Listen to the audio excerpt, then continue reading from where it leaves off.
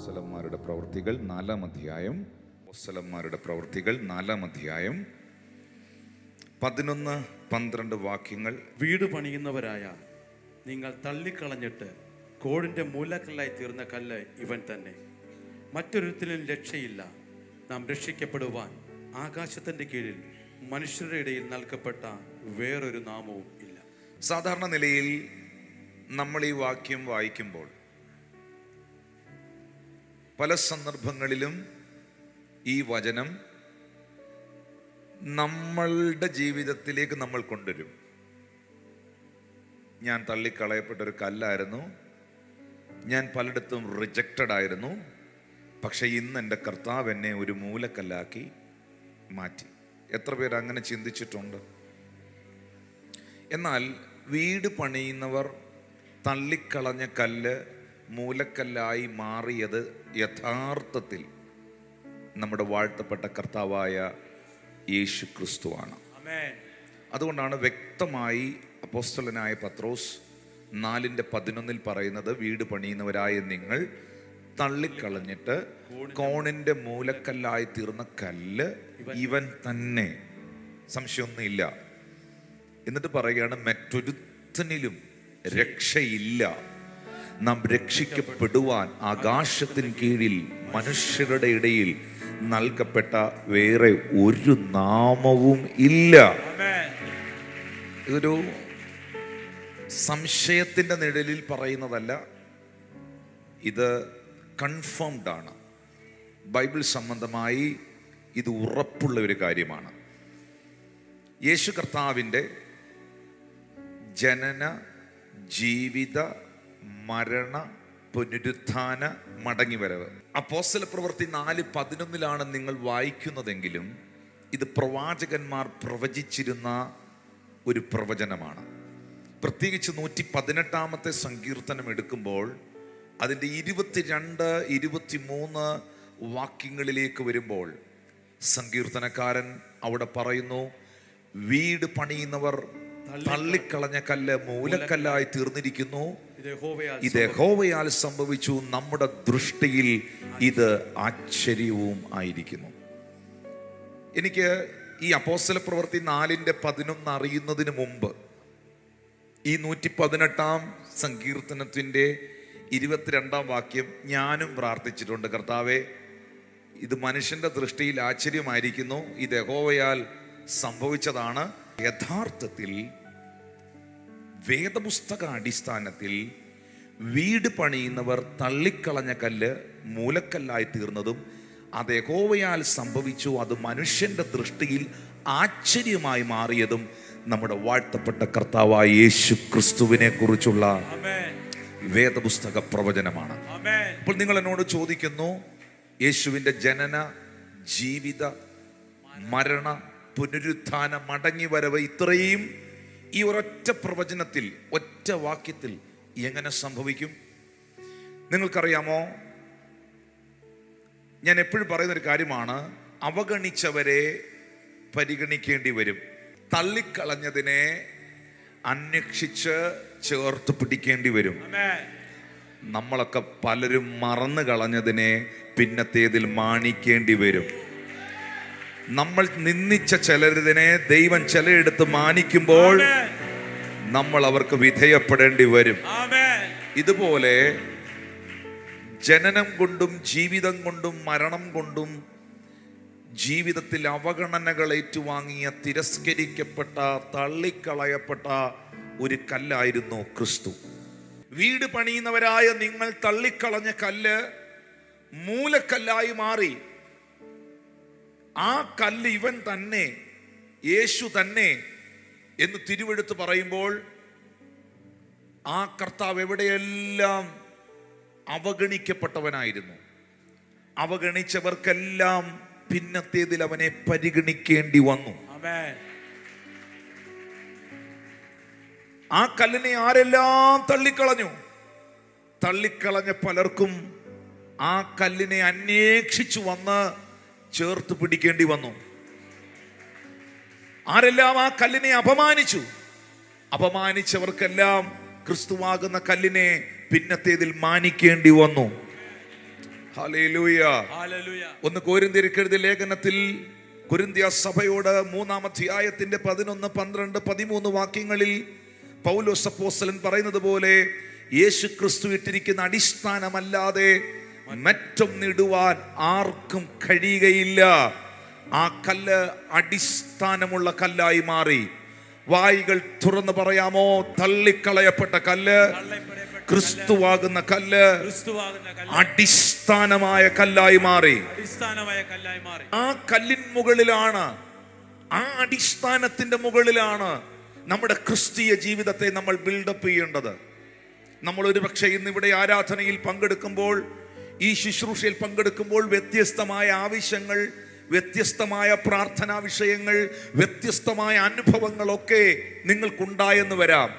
പക്ഷേ നിങ്ങളുടെ ക്രിസ്തീയ ജീവിതം, നിങ്ങളുടെ വിശ്വാസ ജീവിതം നിലനിൽക്കുന്ന ജീവിതമായി, നിലവാരമുള്ള ജീവിതമായി മാറണമെങ്കിൽ മത്തായി സുവിശേഷം 7-ാം അധ്യായത്തിന്റെ 24 മുതലുള്ള വാക്യങ്ങളിൽ യേശു കർത്താവ് പറഞ്ഞതുപോലെ, എൻ്റെ വചനങ്ങളെ കേട്ട് ചെയ്യുന്നവനൊക്കെയും പാറമേൽ വീട് പണിത ബുദ്ധിയുള്ള മനുഷ്യനോട് തുല്യനാകുന്നു.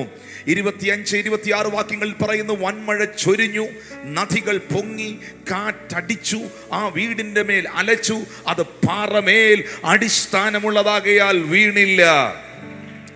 25-ാമത്തെ വാക്യത്തിൽ ഞാൻ നിൽക്കുകയാണ്, അത് പാറമേൽ അടിസ്ഥാനമുള്ളതാകയാൽ വീണില്ല.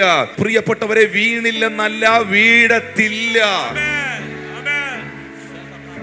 ഒന്ന് എത്ര പേർക്ക് ദൈവത്തെ സ്തുതിക്കാനായി കഴിയും? യേശു ക്രിസ്തുവാകുന്ന പാറമേൽ നിൽക്കുന്ന ഒരാളാണ് നിങ്ങളെങ്കിൽ ഞാൻ നിങ്ങളോട് തിരുവെഴുത്തുകളുടെ അടിസ്ഥാനത്തിൽ പറയുന്നു, യേശു ക്രിസ്തുവാകുന്ന പാറമേൽ നിൽക്കുന്നതിനെ ഈ ലോകത്തിലെ ഒരു ശക്തികൾക്കും വീഴ്ത്താൻ കഴിയുകയില്ല.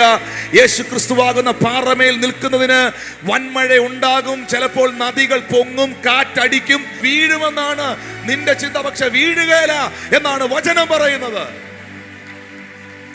എന്നെ കേൾക്കുന്ന പ്രിയപ്പെട്ടവരെ, എന്നാൽ മണലിന്റെ മേൽ പണിതാൽ, ബുദ്ധിയിൽ പണിതാൽ, ചിന്തയിൽ പണിതാൽ, ജഡത്തിൽ പണിതുയർത്തിയാൽ, നമ്മുടെ ഇഷ്ടങ്ങളിൽ പണിതുയർത്തിയാൽ, നമ്മുടെ സ്വന്തം വിചാരങ്ങളിലും ബുദ്ധികളിലും പണിതുയർത്തിയാൽ ഒരുപക്ഷെ അതിന്റെ വീഴ്ച വലുതായിരിക്കും.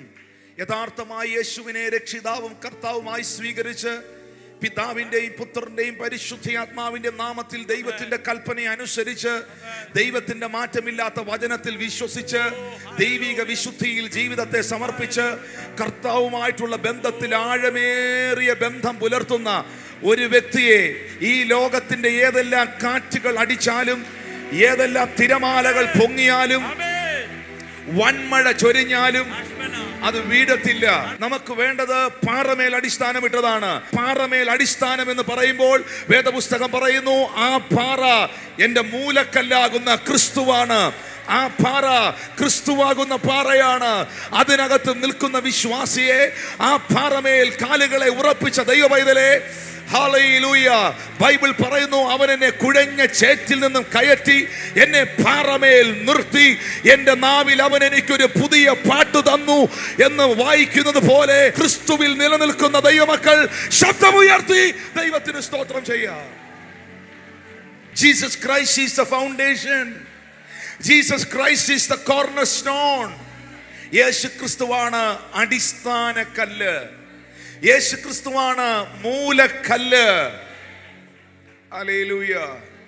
വേദപുസ്തകം പറയുന്നുണ്ട്, ക്രിസ്തു എന്ന അടിസ്ഥാന കല്ലിന്മേൽ, ക്രിസ്തു എന്ന മൂലക്കല്ലിന്മേൽ അപ്പോസ്തലന്മാർ, പ്രവാചകന്മാർ എന്ന കല്ലുകളെ ചേർത്തു വെച്ച് ദൈവം തന്റെ സഭയെ പണിതുയർത്തുന്നു. എന്റെ മെസ്സേജിൽ ഏറ്റവും പ്രധാനപ്പെട്ട ഒരു കാര്യം, യേശു ക്രിസ്തു എവിടെയെല്ലാം തള്ളിക്കളയപ്പെട്ട കല്ലായിരുന്നു.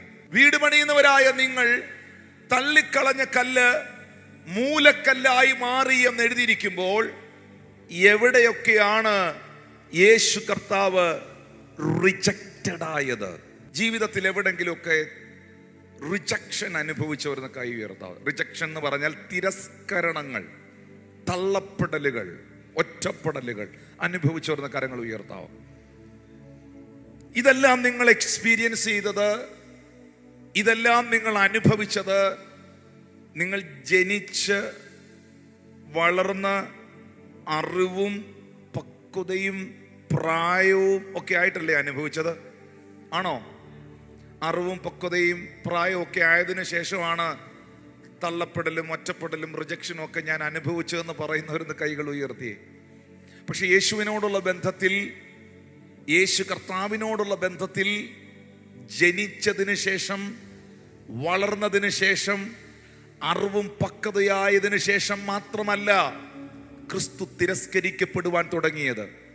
അമ്മയുടെ ഉദരത്തിൽ, വയറ്റിൽ വെച്ച് തന്നെ, അമ്മയുടെ ഗർഭപാത്രത്തിൽ വെച്ച് തന്നെ തിരസ്കരണങ്ങൾ ഏറ്റുവാങ്ങിയവനാണ് കർത്താവ്.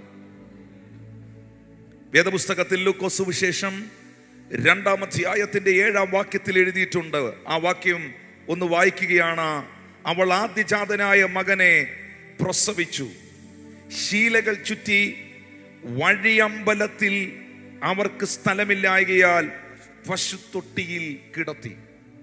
ഹല്ലേലൂയ. നിങ്ങൾക്കറിയാമോ, യേശു കർത്താവിൻ്റെ ജനനം, ആ ജനനത്തിന് മുൻപ് തന്നെ അവൻ ആരായി തീരും എന്നുള്ള പ്രവചനങ്ങൾ യേശുവിനെ കുറിച്ചുണ്ടായിരുന്നു. 2, അവൻ എവിടെ ജനിക്കുമെന്നുണ്ടായിരുന്നു, എവിടെ വളരുമെന്നുണ്ടായിരുന്നു, എവിടെ പ്രവർത്തിക്കുമെന്നുണ്ടായിരുന്നു. എല്ലാ പ്രൊഫസികളുടെയും ഫുൾഫിൽമെന്റ് ആണ് യേശു കർത്താവ്. എത്ര പേർ പ്രവചനങ്ങളിൽ വിശ്വസിക്കുന്നു? യേശുവിന്റെ ജീവിതം മുഴുവൻ പ്രവചനങ്ങളുടെ നിവർത്തീകരണമായിരുന്നു. സെബുലൻ ദേശവും നഫ്താലി ദേശവും യോർദാൻ അക്കരെയുള്ള നാടും ജാതികളുടെ പട്ടണമായ ഗലീലയും വലിയൊരു വെളിച്ചം കണ്ടു എന്ന് പ്രവാചകനായ യെശയ്യാവ് പ്രവചിച്ച പ്രവചനത്താൽ യേശു കർത്താവിന്റെ പ്രവർത്തനങ്ങൾ മുഴുവൻ ആ പറയപ്പെട്ട പട്ടണങ്ങളെ ബേസ് ചെയ്തായിരുന്നു. യേശു ആദ്യത്തെ അത്ഭുതം ചെയ്തത് തന്നെ ഗലീലയിലെ കാനാവിലായിരുന്നു, ഒരു കല്യാണ വീട്ടിൽ. അങ്ങനെയാണ് പ്രവചനം യേശുവിനെ കുറിച്ച് എഴുതിയിട്ടുള്ളത്. സെബുലൻ ദേശവും നഫ്താലി ദേശവും യോർദാൻ അക്കരെയുള്ള നാടും ജാതികളുടെ പട്ടണമായ ഗലീലയും. ഇങ്ങനെ ഇരുട്ടിലിരുന്ന ജനം, ഇരുട്ടിലിരുന്ന ദേശം വലിയ വെളിച്ചം കണ്ടു. ഇങ്ങനെ ഇരുട്ടിലിരുന്ന ദേശം, ഇരുട്ടിലിരുന്ന ജനം വലിയ വെളിച്ചം കണ്ടു എന്ന് എഴുതിയിട്ടില്ലേ? നിങ്ങൾക്കറിയാമോ, ഗലീല എന്ന് പറയുന്ന പട്ടണത്തെ കുറിച്ചുള്ള ബൈബിൾ പ്രവചനം ഇരുട്ട് പിടിച്ച സ്ഥലം എന്നായിരുന്നു. ഗലീല എന്ന് പറയുന്ന ദേശത്തെ കുറിച്ചുള്ള പ്രവാചകന്മാർ പ്രവചിച്ചതുൾപ്പെടെയുള്ള സാഹചര്യങ്ങളിൽ നിന്ന് പഠിക്കുമ്പോൾ ഗലീല ഇരുണ്ട ദേശമായിരുന്നു. നിങ്ങൾക്കറിയാമോ, ദൈവപ്രവൃത്തികൾക്ക് സാധ്യതയില്ലെന്ന് പ്രാർത്ഥിച്ചവര് പോലും പറഞ്ഞ, ജാതികൾ പറഞ്ഞ, സകല മനുഷ്യരും പറഞ്ഞ ഇരുട്ടുപിടിച്ച സ്ഥലമാണെന്ന് പറഞ്ഞ് വിട്ടുകളഞ്ഞ ആ സ്ഥലത്ത് തന്നെയാണ് യേശു ആദ്യത്തെ അത്ഭുതം ചെയ്തത്. വിശ്വസിക്കുന്ന ചിലരോട് പറയുന്നു, എൻ്റെ വീടൊരു തകർന്ന വീടാണ്, എൻ്റെ വീടൊരു ഇരുട്ട് പിടിച്ച വീടാണ്, എൻ്റെ ജീവിതം ഒരു ഇരുട്ട് പിടിച്ച ജീവിതമാണ്, എൻ്റെ ജീവിതം ഗലീല പോലൊരു തകർന്ന ജീവിതമാണ് എന്ന് പറയുന്ന ആരെങ്കിലും ഓൺലൈൻ സർവീസിൽ ഉണ്ടെങ്കിൽ ആദ്യത്തെ അത്ഭുതം നിന്റെ മേളിലാണ് കർത്താവ് ചെയ്യുവാൻ ഉദ്ദേശിക്കുന്നത്. വിശ്വസിക്കുന്നവർ കരങ്ങളെ അടിച്ച് അതൊന്ന് സ്വീകരിക്കാൻ തയ്യാറായ ആദ്യത്തെ miracle, the first wonder, first miracle is happening your house. ഞാൻ ചോദിക്കട്ടെ പ്രിയമുള്ളവരെ, ഞാൻ ചോദിക്കട്ടെ എൻ്റെ സഹോദരങ്ങളെ, ജാതികളുടെ പട്ടണമായ ഗലീല എന്ന് വിശേഷിപ്പിച്ച, ഇരുളടഞ്ഞ ദേശമെന്ന് വിശേഷിപ്പിച്ച ആ സ്ഥലത്തിലല്ലേ, ആ പട്ടണത്തിലല്ലേ യേശു കർത്താവ് ഫസ്റ്റ് മിറക്കിൾ ചെയ്തത്? കാനാവ് എന്ന് പറയുന്ന സ്ഥലം എവിടെയായിരുന്നു? ഗലീലയിൽ. ആ കാനാവിലെ കല്യാണത്തിലല്ലേ പച്ചവെള്ളം വീഞ്ഞാക്കി കർത്താവ് മാറ്റിയത്? അങ്ങനെയാണെങ്കിൽ ദൈവപ്രവർത്തിക്ക് സാധ്യതകളില്ല എന്നും മനുഷ്യനും ഒരുപക്ഷെ പ്രാർത്ഥിച്ചവര് പോലും പറഞ്ഞ് തള്ളിക്കളഞ്ഞിരിക്കുന്ന ആ മേഖലയിലേക്ക് കർത്താവ് കയറി വരാൻ പോവുകയാണ്. വിശ്വസിക്കുന്നവർക്കായി ഞാൻ ദൈവത്തിന് സ്തോത്രം ചെയ്യുന്നു. അവിടേക്ക് കർത്താവ് കയറി വരാൻ പോവുകയാണ്. പിന്നെ അവിടുന്ന് പോകത്തില്ല. പിന്നെ ആ പട്ടണങ്ങളെ ചുറ്റിപ്പറ്റിയായിരിക്കും അവന്റെ സകല പ്രവൃത്തികളും. പിന്നെ ആ ഭവനത്തെ വിട്ട് പോകത്തില്ല. പിന്നെ അതിനെ ചുറ്റിപ്പറ്റിയായിരിക്കും അവന്റെ സകല അത്ഭുതങ്ങളും. പ്രതീക്ഷകൾ കൈവിട്ട്, പ്രതീക്ഷകൾ നഷ്ടപ്പെട്ട് ആരെങ്കിലും ഈ ആരാധനയിൽ പങ്കെടുക്കുന്നെങ്കിൽ നിനക്കൊരു പ്രതീക്ഷ കർത്താവ് തരികയാണ്. ജാതികളുടെ പട്ടണമായ ഗലീല വലിയൊരു വെളിച്ചം കണ്ടു. ജാതികളുടെ പട്ടണമായ ഗലീല വലിയൊരു വെളിച്ചം കണ്ടു. തലമുറകളെ കുറിച്ച് ഭാരപ്പെടുന്ന മാതാവേ, മക്കളുടെ ജീവിതത്തെ ഓർത്ത്, കുഞ്ഞുങ്ങളുടെ ഭാവിയെ ഓർത്ത്, അവരുടെ ജീവിതത്തെ ഓർത്ത് ഭാരപ്പെടുന്ന പ്രിയ പിതാവേ, ദൈവത്തിന്റെ ആത്മാവ് ഇങ്ങനെ നിന്നോട് പറയുന്നു, എൻ്റെ കുഞ്ഞിൻ്റെ ജീവിതം ഇരുണ്ടടഞ്ഞു പോയി, എൻ്റെ കുഞ്ഞ് ഇരുട്ടിലാണ്, എൻ്റെ മക്കൾ ബന്ധനത്തിലാണ് എന്ന് നിങ്ങൾ ചിന്തിക്കുന്നെങ്കിൽ, പറയുന്നെങ്കിൽ, ആ മകനെ, ആ മകളെ വലിയൊരു വെളിച്ചമാക്കി മാറ്റാൻ, അത്ഭുതമാക്കി മാറ്റാൻ യേശുവിന് കഴിയും. ഞാൻ എൻ്റെ മെസ്സേജിലേക്ക് വരികയാണ്. ദൈവപ്രവൃത്തിക്ക് സാധ്യതയില്ല എന്ന് ലോകം വിധി എഴുതിയ ഗലീലയിൽ യേശു തന്റെ പ്രവൃത്തി ആരംഭിച്ചു. അതും പ്രൊഫസിയുടെ ഫുൾഫിൽമെന്റ് ആണ്. ജനിക്കേണ്ടത് എവിടെയാണ്? ജനിക്കേണ്ടത് എവിടെയാണ്? മീഖായുടെ പ്രവചന പുസ്തകം 5-ാം അധ്യായത്തിന്റെ 2-ാം വാക്യത്തിൽ, നീയോ ബെത്ലഹേം എഫ്രാത്തേ, നീ യഹൂദ സഹസ്രങ്ങളിൽ ചെറുതായിരുന്നാലും ഇസ്രായേലിന് അധിപതിയായിരിക്കേണ്ടവൻ എനിക്ക് നിന്നിൽ നിന്ന് ഉത്ഭവിച്ചു വരും. ഇസ്രായേലിന്, ലോക ജനതയ്ക്ക്, മാനവ കുലത്തിന് അധിപതിയായിരിക്കേണ്ടവൻ ഉത്ഭവിച്ചു വരുന്ന സ്ഥലമാണ് ബെത്ലഹേം. ഹല്ലേലൂയ. യേശു ബെത്ലഹേമിൽ ജനിക്കുമെന്നുള്ളത് മീഖ പ്രവചിച്ച പ്രവചനമാണ്. യേശുവിന്റെ ജനനം പ്രവചനങ്ങളുടെ നിവർത്തീകരണമാണ്. യേശുവിന്റെ ജീവിതം പ്രവചനങ്ങളുടെ നിവർത്തീകരണമാണ്. യേശുവിന്റെ മരണം പ്രവചനങ്ങളുടെ നിവർത്തീകരണമാണ്. യേശുവിന്റെ അടക്കം എല്ലാം ഒത്തിരി എക്സ്പ്ലെയിൻ ചെയ്യാനുണ്ട്. അടക്കം എൻ്റെ പരിശുദ്ധനെ ഞാൻ ദ്രവത്വം കാണുവാൻ സമ്മതിക്കത്തില്ല എന്നൊരു പ്രൊഫസി, പ്രവചനം യേശുവിനെ കുറിച്ചുണ്ടായിരുന്നു. പ്രവാചകന്മാർ പ്രവചിച്ചതാണ്. അവന്റെ അടക്കം സമ്പന്നന്മാരോടുകൂടെ ആയിരുന്നു എന്നൊരു പ്രവചനം യേശുവിനെ കുറിച്ചുണ്ടായിരുന്നു. കുറുനരികൾക്ക് കുഴിയും പറവകൾക്ക് ആകാശവും ഈ ഭൂമിയിലുണ്ട്, മനുഷ്യപുത്രന് തലചായ്ക്കുവാൻ ഇടമില്ല എന്ന് പറഞ്ഞ കർത്താവായ യേശു മശിഹായെ അടക്കിയത് എവിടെയാണെന്നറിയാവോ? ഒരു മിനിസ്റ്ററിന്റെ, ഒരു മന്ത്രിയുടെ, അന്നത്തെ കാലത്തെ ക്യാബിനറ്റ് പദവിയുള്ള ഒരു മന്ത്രിയുടെ, ആരെയും വെച്ചിട്ടില്ലാത്ത പൂന്തോട്ടത്തിനകത്തുള്ള, ഗാർഡനകത്തുള്ള അരുമത്യയിലെ മന്ത്രിയായ ജോസഫിന്റെ കല്ലറയിലാണ് യേശുവിനെ അടക്കിയത്. കാരണം അവിടെ അല്ലാതെ വേറെ എങ്ങും അടക്കാൻ പറ്റുകയില്ല. കാരണം പ്രവചനം കിടക്കുകയാണ്, അവനെ അടക്കിയത് സമ്പന്നന്മാരോടുകൂടെ ആയിരുന്നെന്ന്. 2, ആ കല്ലറയ്ക്കുള്ള പ്രത്യേകത, അത് മണ്ണിൽ വെട്ടിയ കല്ലറയല്ലായിരുന്നു, അത് കല്ലിനകത്ത് വെട്ടിയ കല്ലറയിലായിരുന്നു. മൺതരികൾ ആ കല്ലറയിൽ ഇല്ലായിരുന്നു. കാരണം എൻ്റെ പരിശുദ്ധനെ ഞാൻ ദ്രവത്വം കാണുവാൻ സമ്മതിക്കുകയില്ല. ഏതെങ്കിലും ഒരു വാഗ്ദത്തം നിന്റെ മേളിൽ ഉണ്ടെങ്കിൽ, ഏതെങ്കിലും ഒരു പ്രോമിസ് നിന്റെ മേലുണ്ടെങ്കിൽ, കാലങ്ങൾ എത്ര പിന്നിട്ടാലും, കാലഘട്ടങ്ങൾ എത്ര മാറിത്തിരിഞ്ഞാലും, പറഞ്ഞ വാക്കുകൾ ദൈവം മാറ്റി പറയത്തില്ല. ആ വാഗ്ദത്തങ്ങളെ അവൻ നിവർത്തിക്കും എന്ന് വിശ്വസിക്കുന്നവർക്കായി ഞാൻ ദൈവത്തെ സ്തുതിക്കുകയാണ്. ഇങ്ങനെ ജനന, ജീവിത, മരണ, പുനരുത്ഥാനം മുഴുവൻ പ്രവചനങ്ങളാണ്, പ്രവചനങ്ങളുടെ നിവർത്തീകരണമാണ്. അപ്പൊ ഞാൻ ചിന്തിച്ചു വീട് പണിയുന്നവർ തള്ളിക്കളഞ്ഞ കല്ല് മൂലക്കല്ലായി തീർന്നിരിക്കുന്നു. ഇത് യഹോവയാൽ സംഭവിച്ചിരിക്കുന്നു. മനുഷ്യന്റെ ദൃഷ്ടിയിൽ ആശ്ചര്യമായിരിക്കുന്നു. കർത്താവേ, അങ്ങനെയാണെങ്കിൽ യേശു കർത്താവിന്റെ എൻറ്റയർ ദ ലൈഫ് ഈ ഭൂമിയിൽ തിരസ്കരണങ്ങൾ, തള്ളപ്പെടലുകളായിരുന്നല്ലോ. അപ്പോഴാണ് ദൈവത്തിന്റെ പരിശുദ്ധാത്മാവ് തന്റെ വചനത്തിലൂടെ എന്നെ അറിയിച്ചത്, മോനെ, നിങ്ങളൊക്കെ ജനിച്ചതിന് ശേഷമല്ലേ, ഈ ഭൂമിയിൽ പലരും ജനിച്ച് പ്രായവും പക്വതയായതിനു ശേഷമല്ലേ അവർക്ക് എന്നെ ഇഷ്ടമല്ലെന്നും ഇവർക്ക് എന്നെ ഇഷ്ടമല്ലെന്നും അവരെന്നെ തള്ളിയെന്നും ഇവരെന്നെ ഒറ്റപ്പെടുത്തിയെന്നും ഒക്കെ മനസ്സിലായത്. പക്ഷെ എൻ്റെ പുത്രനില്ലേ, എൻ്റെ മകൻ, എൻ്റെ ഏകജാതനായ മകൻ, മറിയത്തിന്റെ ഉദരത്തിന്റെ പരിമിതികളിൽ തുടങ്ങിയതാണ് അവനോടുള്ള തിരസ്കരണങ്ങൾ. വേദപുസ്തകത്തിൽ ലൂക്കോസ് 2:7 പറയുന്നു, വഴിയമ്പലത്തിൽ അവർക്ക് സ്ഥലമില്ലായകയാൽ, വഴിയമ്പലത്തിൽ അവർക്ക് സ്ഥലമില്ലായകയാൽ. ബാക്കി എല്ലാവർക്കും വഴിയമ്പലത്തിൽ ഇടമുണ്ട്. എന്താണ് ഈ വഴിയമ്പലത്തിന്റെ ചരിത്രം? ഈ ജോസഫിന്റെ നാടാണ് ബേത്ലഹേം. ആരുടെ നാടാ? ജോസഫിന്റെ നാടാണ്. പക്ഷേ ജോസഫിന്റെ ഇപ്പോഴത്തെ ഭവനവും അന്നത്തെ ഭവനവും ഇപ്പോഴും ഉണ്ട്. ആ വീട് ആർക്കിയോളജിക്കൽ സൈറ്റാണ്, അവരവിടെ കീപ്പ് ചെയ്തിട്ടുണ്ട്. ജോസഫിന്റെ അന്നത്തെ ആ ഭവനവും ജോസഫിന്റെ കാർപ്പന്റർ ഷോപ്പ്, തടിപ്പണിക്കാരനായിരുന്നു. ആ പണിശാലകളെല്ലാം നസ്രയത്തിലായിരുന്നു. ഈ നസ്രയത്തിൽ നിന്ന് 80 മൈൽ ദൂരമുണ്ട് ബെത്ലഹേമിലേക്ക്.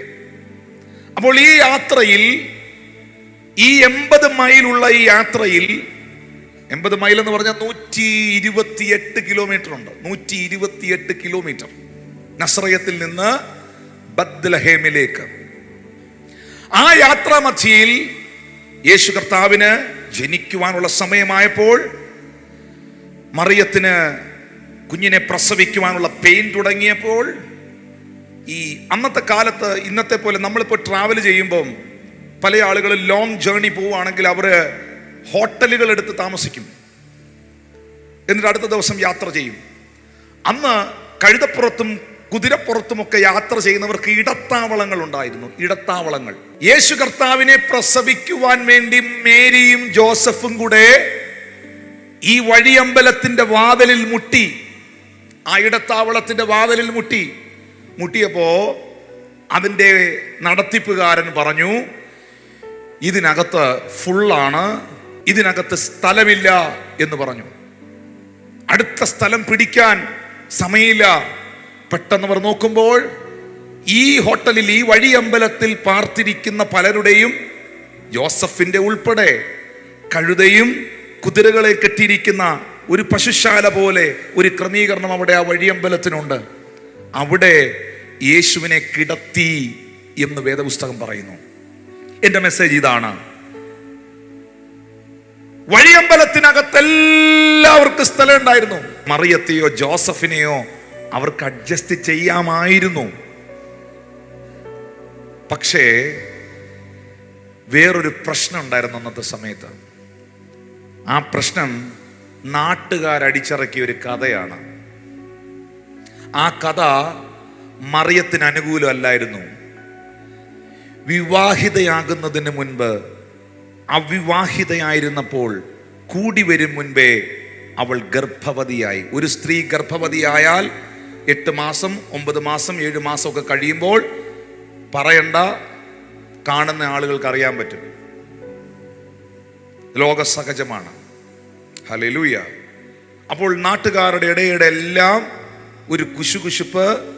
എന്തിനേറെ പറയുന്നു, സ്വപ്നത്തിൽ മറിയത്തിന്റെ ഭർത്താവായ യേശുവിന്റെ വളർത്തച്ഛനായ ജോസഫിനോട് സ്വപ്നത്തിൽ വന്ന് ദൂതൻ, മറിയം ഗർഭം ധരിച്ചത് പരിശുദ്ധാത്മാവിൽ ആണ് എന്ന് പറഞ്ഞത് കൊണ്ടാ പുള്ളി ഡിവോഴ്സ് ചെയ്യാന്. അങ്ങനെയുണ്ട് ബൈബിളി വാക്യം, മത്തായി സുവിശേഷത്തിൽ എഴുതിയിട്ടുണ്ട്. അപ്പൊ മൊത്തത്തിൽ ആളുകളുടെ ഇടയിൽ ഒരു കൺഫ്യൂഷനും ഒരു തെറ്റിദ്ധാരണ ഉണ്ടായിരുന്നു. മറിയത്തിന്റെ ഉദരത്തിൽ കിടക്കുന്ന ക്രിസ്തുവിന് ഈ ഭൂമിയിൽ ജനിക്കാൻ വഴിയമ്പലത്തിൽ ഇടം കൊടുക്കാതെ, വഴിയമ്പലക്കാർ സ്ഥലമില്ല പൊയ്ക്കോ എന്ന് പറഞ്ഞ് വിടുന്ന ആ രംഗമുണ്ടല്ലോ, മനസ്സിലാക്കണം, ഒരു സമൂഹം അവനെ തള്ളുകയാണ്. ഒരു സമൂഹം അവനെ റിജക്റ്റ് ചെയ്യുകയാണ്. പുറത്തു വന്നിട്ടില്ല, ആള് ജനിച്ചിട്ടില്ല, വയറ്റിൽ വെച്ച് തന്നെ അവന് ഇടം കൊടുക്കാതെ ഒരു സമൂഹം അവനെ റിജക്റ്റ് ചെയ്യുകയാണ്. ഹല്ലേലൂയ. മത്തായിയുടെ സുവിശേഷം 2-ാം അധ്യായം 13-14 വാക്യത്തിലേക്ക് വരുമ്പോൾ, അവർ പോയ ശേഷം കർത്താവിന്റെ ദൂതൻ യോസഫിന് സ്വപ്നത്തിൽ പ്രത്യക്ഷനായി. പെട്ടെന്ന് ജോസഫിന് വീണ്ടും എൻകൗണ്ടർ ഉണ്ടാകുകയാണ്. നീ എഴുന്നേറ്റ് ശിശുവിനെയും അമ്മയും കൂട്ടിക്കൊണ്ട് മിസ്രൈമിലേക്ക് ഓടിപ്പോയി. ഞാൻ നിന്നോട് പറയുന്നത് വരെ അവിടെ പാർക്കുക. ഹെരോദാവ് ഈ കുഞ്ഞിനെ നശിപ്പിക്കുവാൻ അന്വേഷണം നടത്തുന്നുണ്ട്. യേശു കർത്താവ് ജനിച്ച് ദിവസങ്ങൾ, മണിക്കൂറുകൾ കഴിയുന്നതിന് മുൻപേ ദൈവദൂതൻ സ്വപ്നത്തിൽ പ്രത്യക്ഷപ്പെട്ട് ജോസഫിനോട് പറയുകയാണ്, പെട്ടെന്ന് കുഞ്ഞുമായിട്ട് സ്ഥലം വിടണം, ഈ സ്ഥലത്തുനിന്ന് പോകണം, ഈജിപ്തിലേക്ക് പോകണം. ഇന്നത്തെ പോലല്ല, അന്ന് ട്രെയിൻ ബുക്ക് ചെയ്യാനോ ഫ്ലൈറ്റ് ബുക്ക് ചെയ്യാനോ ഒന്നും പറ്റുകയില്ല. എന്നെ ശ്രദ്ധിക്കുന്നുണ്ടോ? പെട്ടെന്ന് പോകാൻ പറ്റുകയില്ല. ഇത്രയും മണിക്കൂറുകൾ, ഇത്രയും ദൂരം ഇസ്രായേലിൽ നിന്ന്, ഇസ്രായേൽ ഒരു രാജ്യമാണ്, ഈജിപ്റ്റ് എന്ന് പറഞ്ഞാൽ മിസ്രൈം അത് വേറൊരു രാജ്യമാണ്. ഒരു രാജ്യത്ത് നിന്ന് അടുത്ത രാജ്യത്തിലേക്ക് അന്നത്തെ കാലത്ത് പോകണമെങ്കിൽ വാഹന മൃഗങ്ങൾ മാത്രമേ ഉള്ളൂ, കഴുതയോ അങ്ങനെ എന്തെങ്കിലും ക്രമീകരണങ്ങളേ ഉള്ളൂ. മറിയത്തെയും കുഞ്ഞിനെയും കഴുതപ്പുറത്ത് ഇരുത്തിക്കൊണ്ട് യോസഫ് നടക്കുകയാണ്. ആ നടത്തം തിരസ്കരണത്തിൻ്റെ ഒരു നടത്തമല്ലേ? ജനിച്ചെടുത്ത് വളരാൻ പറ്റാതെ ജന്മദേശം റിജക്റ്റ് ചെയ്യുന്ന കണ്ടോ? പ്രസവിക്കാൻ ഇടം കൊടുക്കാതെ സമൂഹം റിജക്റ്റ് ചെയ്ത കണ്ടോ? ശ്രദ്ധിക്കുന്നു നിങ്ങൾ? ഹല്ലേലൂയ.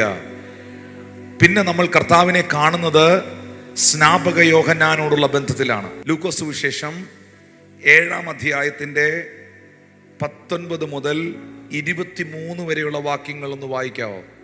എന്നാറേ യോഹന്നാൻ തന്റെ ശിഷ്യന്മാരിൽ 2 പേരെ വിളിച്ചു, കർത്താവിന്റെ അടുക്കൽ അയച്ചു. വരുവാനുള്ളവൻ നീയോ? അല്ല, ഞങ്ങൾ മറ്റൊരുത്തിനെ കാത്തിരിക്കണമോ എന്ന് പറയിച്ചു. വരാനുള്ളവൻ, യോഹന്നാൻ എന്താ ചോദിച്ചേ? വരാനുള്ളവൻ നീയോ, അതോ മറ്റാർക്കെങ്കിലും വേണ്ടി ഞങ്ങൾ കാത്തിരിക്കണമോ? യേശു ക്രിസ്തു ആര് എന്നുള്ളത് ഈ ലോകത്തിൽ എല്ലാവർക്കും കൺഫ്യൂഷനായിരുന്നു. അവൻ തച്ചൻ്റെ മകനല്ലയോ? അവൻ ജോസഫിൻ്റെ മകനല്ലയോ? അവൻ നസ്രയത്തുകാരനല്ലയോ? ഇവൻ എങ്ങനെയാ ജനിച്ചത്? ഇവൻ എവിടുത്തുകാരനാണ്?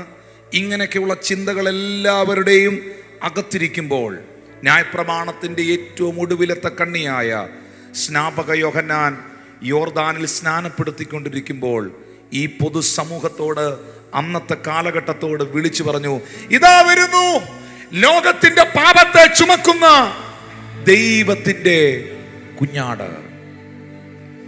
അവന്റെ ചെരുപ്പിന്റെ വാറഴിപ്പാൻ ഞാൻ യോഗ്യനല്ല. ഞാൻ നിങ്ങളെ യോർദാനിൽ ഈ വെള്ളത്തിൽ സ്നാനം കഴിപ്പിക്കുമ്പോൾ അവനോ നിങ്ങളെ പരിശുദ്ധാത്മാവിനാലും അഗ്നിയാലും സ്നാനം കഴിപ്പിക്കും. വീശുമുറം അവന്റെ കയ്യിലുണ്ട്. അവൻ കളത്തെ മുറ്റും വെടിപ്പാക്കി ഗോതമ്പ് സെപ്പറേറ്റ് ചെയ്ത് പതിരിനെ തീക്കകത്തേക്ക് അവൻ തള്ളിക്കളയും. ഞാൻ ചോദിക്കട്ടെ, ഇതാ വരുന്നു ലോകത്തിന്റെ പാപത്തെ ചുമക്കുന്ന ദൈവത്തിന്റെ കുഞ്ഞാടെന്ന് പൊതുസമൂഹത്തോട് ആദ്യം വിളിച്ചു പറഞ്ഞ ആരാ? സ്നാപക യോഹന്നാൻ.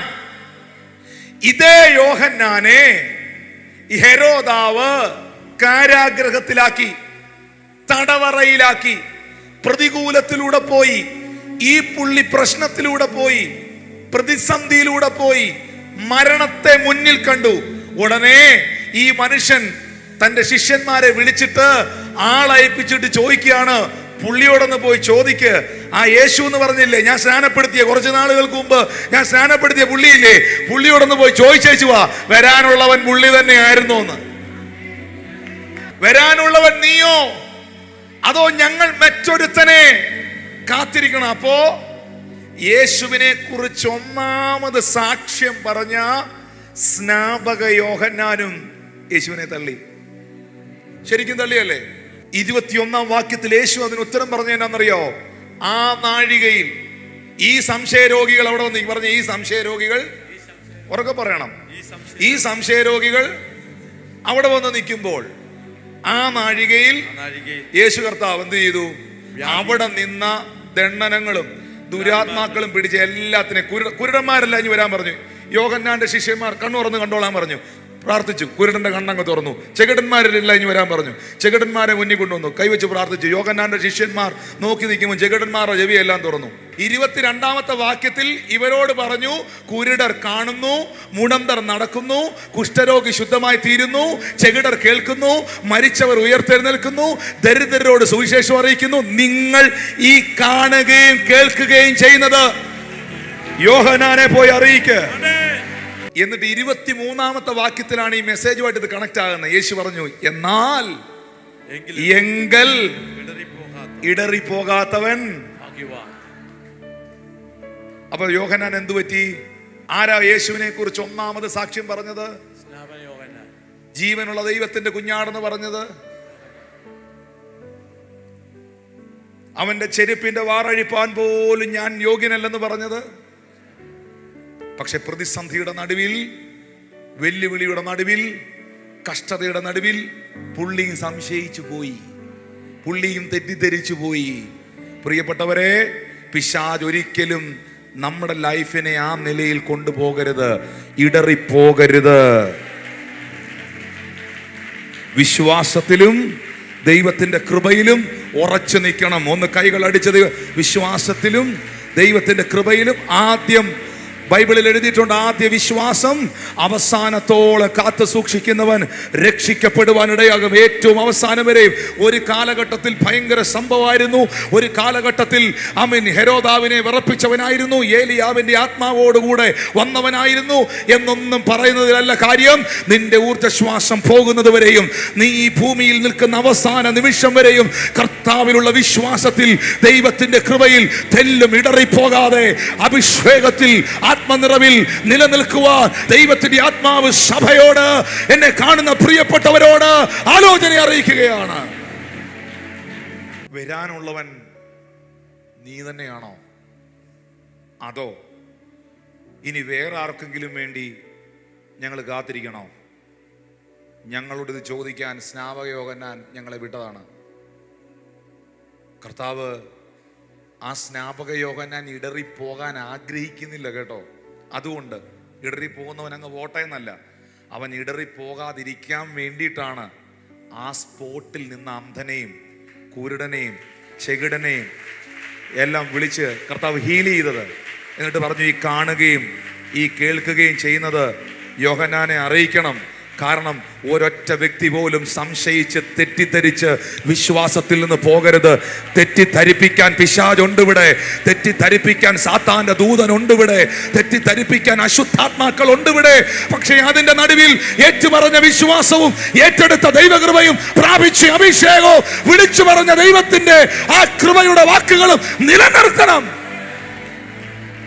ജനിക്കുവാൻ ഇടം കൊടുക്കാതെ സമൂഹം തള്ളി, ജനിച്ചെടുത്ത് വളരാൻ അനുവദിക്കാതെ ജന്മദേശം തള്ളി. അവനെക്കുറിച്ച് ഒന്നാമത് സാക്ഷ്യം പറഞ്ഞ സ്നാപക യോഹന്നാനും അവങ്കൽ ഇടറിപ്പോയി, അല്ലെങ്കിൽ മൈൻഡ് കൊണ്ട്, മനസ്സുകൊണ്ട് റിജക്റ്റ് ചെയ്തു. ഇതിൻ്റെ ഇടയിൽ ഒരു സംഭവം ഉണ്ടായി. അത് യേശു കർത്താവ് ജനിച്ചു കഴിഞ്ഞപ്പോഴേ ഈ കടിഞ്ഞൂലായ ആൺകുഞ്ഞുങ്ങളെയൊക്കെയും ആലയത്തിൽ കൊണ്ടുചെന്ന് പ്രതിഷ്ഠിക്കണം എന്നൊരു നിയമം അല്ലെങ്കിൽ ഒരു ന്യായപ്രമാണ വ്യവസ്ഥയുണ്ട്. ആ വ്യവസ്ഥയുടെ അടിസ്ഥാനത്തിൽ മറിയയും ജോസഫും കൂടെ ഈ കൈക്കുഞ്ഞിനെയും കൊണ്ട് ദൈവാലയത്തിലേക്ക് പോയി. ആ ദൈവാലയത്തിലേക്ക് പോകുമ്പോൾ അവിടെയും നിലനിൽക്കുന്നൊരു വ്യവസ്ഥ, ഈ ഒരു കുഞ്ഞിനെ, ഒരു ആൺകുഞ്ഞിനെ പ്രതിഷ്ഠിക്കുമ്പോൾ ഇന്ന കാര്യങ്ങൾ യാഗമാക്കണം എന്നുണ്ട്. ദേവാലയത്തിൽ കയറി ചെല്ലുമ്പോൾ അന്ന് വ്യവസ്ഥകളാണ്. ഇന്നാണ് നമ്മൾ കർത്താവിൻ്റെ സ്നേഹത്തിൽ നിൽക്കുന്നത്, കർത്താവിൻ്റെ കൃപയിൽ നിൽക്കുന്നത്. അന്ന് മുഴുവൻ നിയമങ്ങളാണ്.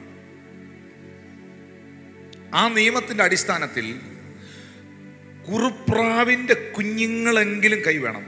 ഇങ്ങനെയാണ് അതിൻ്റെ ബിബ്ലിക്കൽ ബേസ്. വലിയ സമ്പന്നന്മാരാണെങ്കിൽ, സമ്പന്നതകളുള്ളവരാണെങ്കിൽ അവരുടെ കുഞ്ഞിനെ പ്രതിഷ്ഠിക്കാൻ പോകുമ്പം ആട്ടുകൊറ്റന്മാരെയും കാളക്കിടാവിനെയൊക്കെ ദൈവസന്നിധിയിൽ യാഗമായി അർപ്പിക്കും.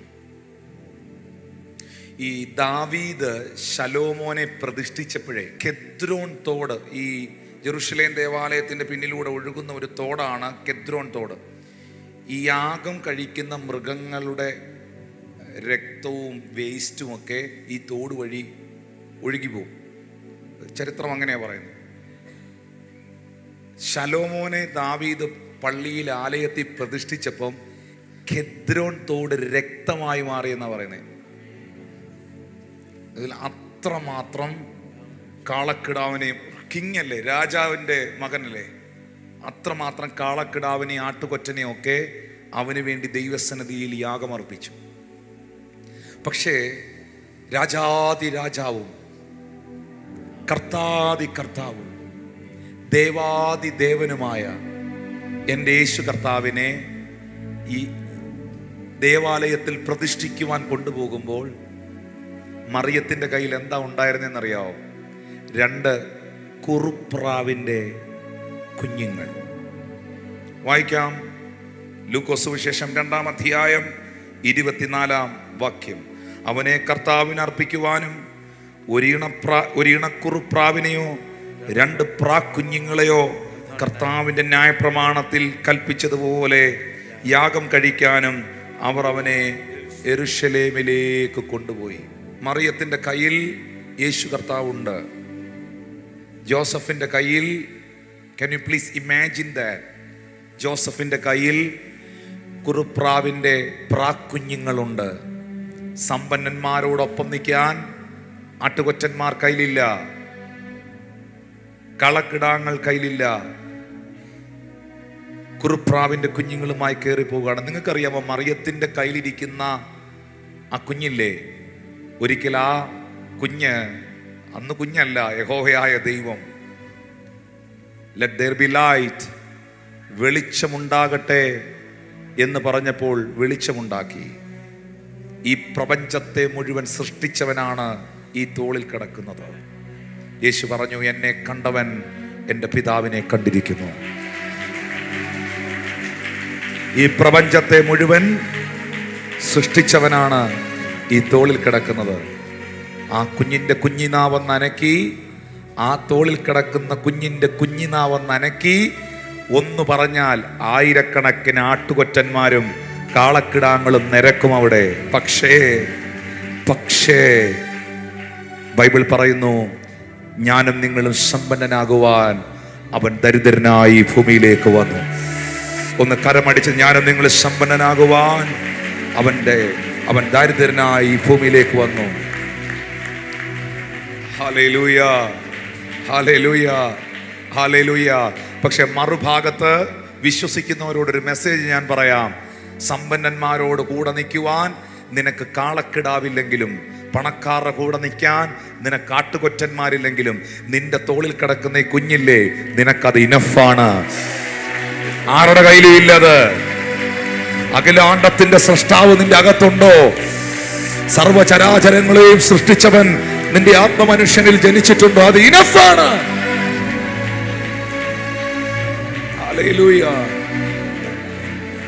രാജാക്കന്മാരുടെ കുഞ്ഞുങ്ങളെ പ്രതിഷ്ഠിക്കുന്നവരുടെ കൂടെ നിൽക്കാൻ ആട്ടുകൊറ്റനോ കാളക്കിടാവോ മറിയത്തിന്റെ കയ്യിൽ ഇല്ലെങ്കിലും, ജോസഫിന്റെ കയ്യിൽ കുറുപ്രാവിന്റെ കുഞ്ഞെ ഉള്ളെങ്കിലും, അവിടെ നിൽക്കുന്ന എല്ലാ കുഞ്ഞുങ്ങളെ അവിടെ പ്രതിഷ്ഠിക്കാൻ കൊണ്ടുവന്ന എല്ലാ കുഞ്ഞുങ്ങളെയും പോലൊരു കുഞ്ഞാണോ മറിയമേ നിന്റെ കയ്യിലിരിക്കുന്നേ? കാലഘട്ടത്തെ AD എന്നും BC എന്നും രണ്ടായി തിരിച്ച് അന്ധന്റെ കണ്ണ് തുറക്കേണ്ടവൻ, ചെകിടന്റെ ചെവിയെ കേൾപ്പിക്കേണ്ടവൻ, ഊമരെ സംസാരിപ്പിക്കേണ്ടവൻ, മരിച്ചവരെ ഉയർപ്പിക്കേണ്ടവൻ, കുഷ്ഠരോഗിയെ ശുദ്ധമാക്കേണ്ടവൻ, മാനവകുലത്തെ മുഴുവനും തന്റെ രക്തത്താൽ വിമോചിപ്പിക്കേണ്ടവൻ. എന്തിനേറെ പറയുന്നു, ആമീൻ, ആദം തുടങ്ങി സകല പഴയ നിയമ വിശുദ്ധന്മാരെയും പാതാളത്തിനകത്തു പോയി ഉദ്ധരിച്ച് പുറത്തു കൊണ്ടുവരണവൻ. അതുകൊണ്ടാണ് കൊച്ചു കുഞ്ഞു ഉപദേശി ചങ്കത്ത് തട്ടിപ്പാടിയത്. ഹല്ലേലൂയ. എൻ്റെ സമ്പത്ത് എന്ന് ചൊല്ലാൻ വേറെ ഇല്ലൊന്നും, യേശു മാത്രം സമ്പത്ത്. കർത്താവിനെ അറിയുന്നവനെ കർത്താവ് അനുഗ്രഹിക്കുമോ? ഉറപ്പായിട്ടും അനുഗ്രഹിക്കും. നന്മ വരും, ഉറപ്പായിട്ടും വരും. ഉറപ്പായിട്ടും വരും. ബൈബിൾ പറയുന്നു, അവൻ എന്നെ മനുഷ്യരെ തലയിലൂടെ കയറി ഓടിക്കുമാറാക്കി, എങ്കിലും അവൻ എന്നെ സമൃദ്ധിയിലേക്ക് കൊണ്ടുവന്നു. അവൻ അനുഗ്രഹിച്ചിട്ട് അവർ അത്യന്തം വർദ്ധിച്ചു, അവരുടെ കന്നുകാലികളൊന്നും കുറഞ്ഞു പോയില്ല. ഹല്ലേലൂയ. അബ്രഹാമിനെ ദൈവം അനുഗ്രഹിച്ചു, വർദ്ധിപ്പിച്ചു. ഇസഹാക്കിനെ അനുഗ്രഹിച്ചു, വർദ്ധിപ്പിച്ചു. ദൈവം അനുഗ്രഹിക്കും, ഉറപ്പാണ്. പക്ഷേ നിങ്ങളുടെ കൈവശം ഇരിക്കുന്ന സമ്പത്തല്ല യഥാർത്ഥ സമ്പത്ത്. അത് ഈ ഭൂമിയിൽ തന്ന താൽക്കാലിക സമ്പത്താണ്. പക്ഷെ ഏറ്റവും വലിയ സമ്പത്ത്, ഏറ്റവും വലിയ ധനം യേശുവാണ്. ഹല്ലേലൂയ. ആ കൈ ഒന്ന് ഉയർത്തി പിടിച്ചേ. യേശു എന്റെ സമ്പത്താന്നുള്ളവർ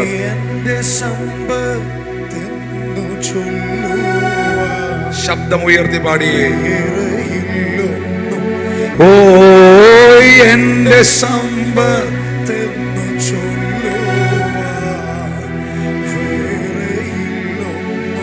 യേശു മാത്രം സമ്പത്താകുന്നു. ചാവിനെ വെന്നുയർത്തവൻ വാനലോകമതിൽ ചെന്നു. ചാവിനെ വെന്നുയർത്തവൻ വാനലോകമതിൽ ചെന്നു. സാധു എന്നെ ഓർത്തു നിത്യം താതനോടു യാചിക്കുന്നു. എന്റെ സമ്പത്തെന്നു സമ്പത്താകുന്നു. അത് ശരിയാണെങ്കിൽ ഒന്ന് കൈകളടിച്ച് കർത്താവിനെ സ്തുതിച്ചു. ഈ ചില ആളുകൾ ഭയങ്കര വിഷമത്തോടെ പറയുന്നേക്കുന്നുണ്ട്, ബ്രദറെ എനിക്ക് യേശു മാത്രമേ ഉള്ളെന്ന്. എനിക്ക് ബ്രദറെ ഭയങ്കര കരഞ്ഞുകൊണ്ടാണ് പറഞ്ഞത്, എനിക്ക് കർത്താവ് മാത്രമേ ഉള്ളെന്ന്. എൻ്റെ ചോദ്യം വേറെ ആര് വേണമെന്നുള്ളതാണ്. ദൈവം നിനക്ക് അനുകൂലമെങ്കിൽ പ്രതികൂലമാര്?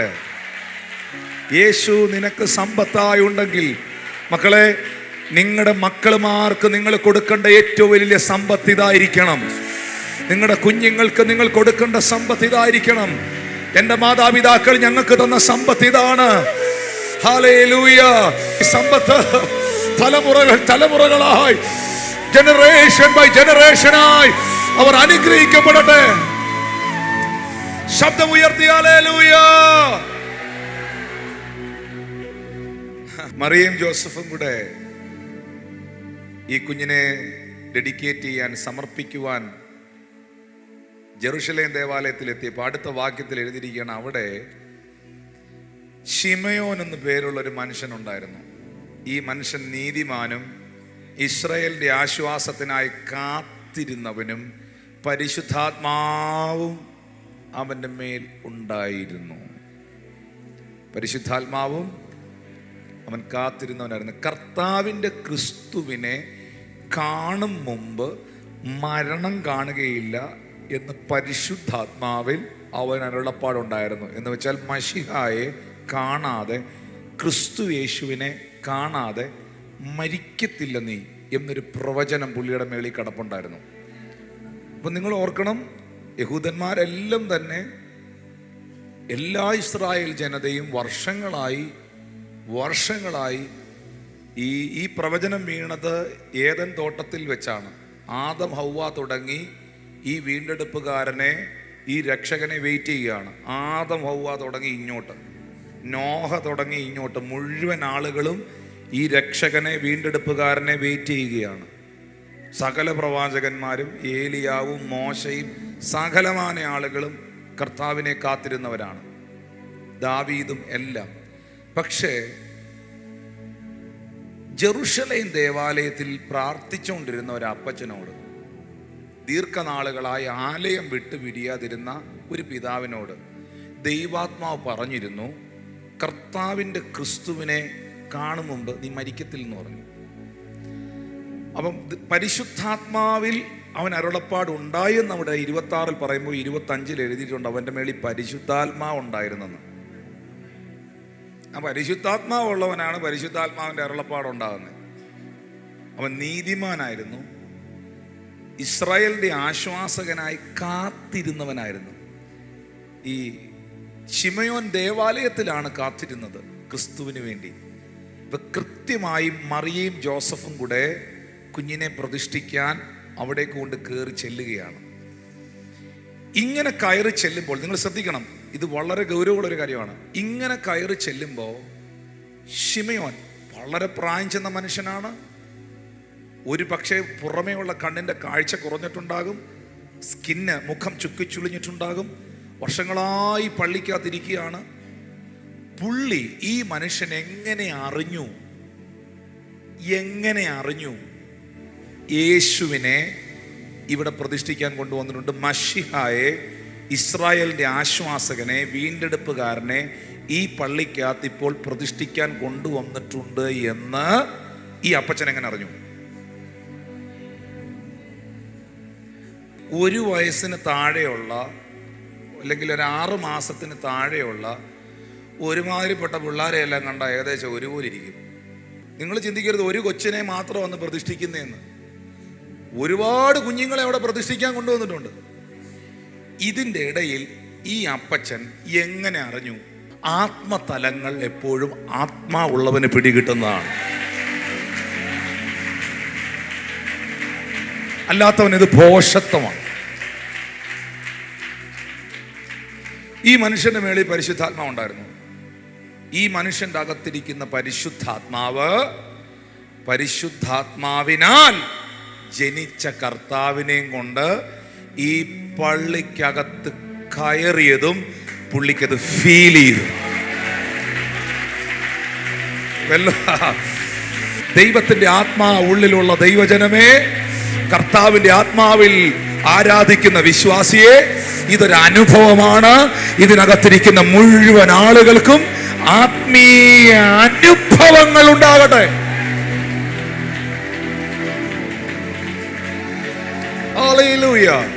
അത് ഫീൽ ചെയ്തു, പുള്ളിക്ക് ബോധ്യമായി.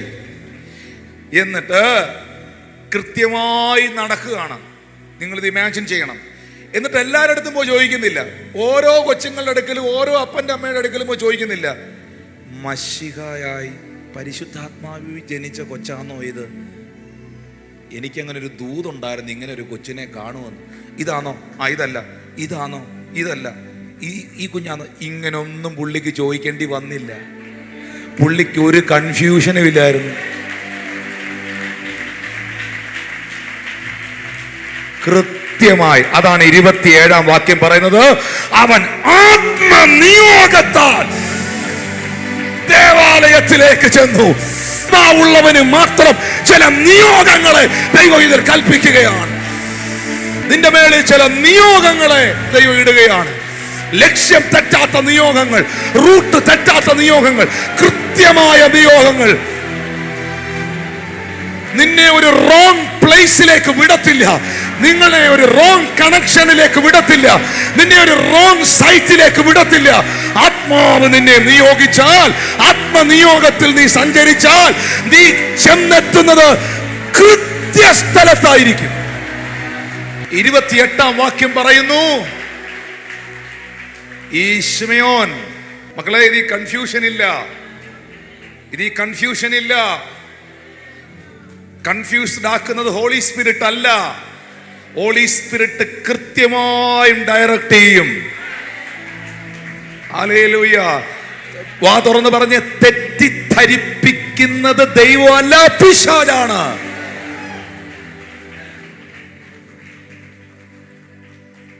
ഒരു തെറ്റിദ്ധാരണയില്ല, ഒരു കൺഫ്യൂഷനും ഇല്ല. കൃത്യമായി ശിമയോൻ മറിയത്തിന്റെ ജോസഫിന്റെ അടുക്കലെത്തി. ആ കൊച്ചിനെ മേടിച്ചു.